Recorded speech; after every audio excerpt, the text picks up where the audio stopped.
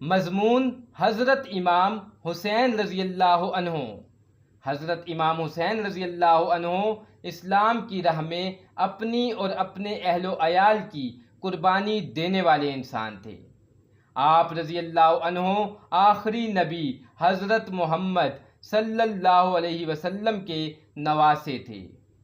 آپ رضی اللہ عنہ حضرت علی رضی اللہ عنہ اور حضرت فاطمہ رضی اللہ عنہا کے دوسرے بیٹے تھے۔ آپ رضی اللہ عنہ کی ولادت 3 شعبان 4 ہجری کو مدینہ منورہ میں ہوئی۔ حضور صلی اللہ علیہ وسلم کو اپنے نواسے سے بے پناہ محبت تھی۔ آپ صلی اللہ علیہ وسلم کا فرمان ہے، حسین رضی اللہ عنہ مجھ سے ہیں اور میں حسین رضی اللہ عنہ سے ہوں۔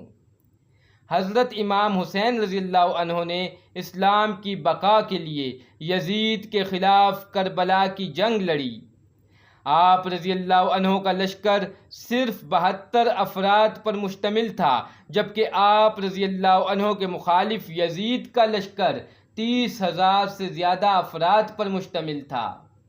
کربلا کی جنگ میں حضرت امام حسین رضی اللہ عنہ اپنے لشکر سمیت، جس میں ان کے خاندان کے افراد بھی شریک تھے، شہید ہوئے اور ان کے خاندان کے باقی افراد کو قیدی بنا لیا گیا۔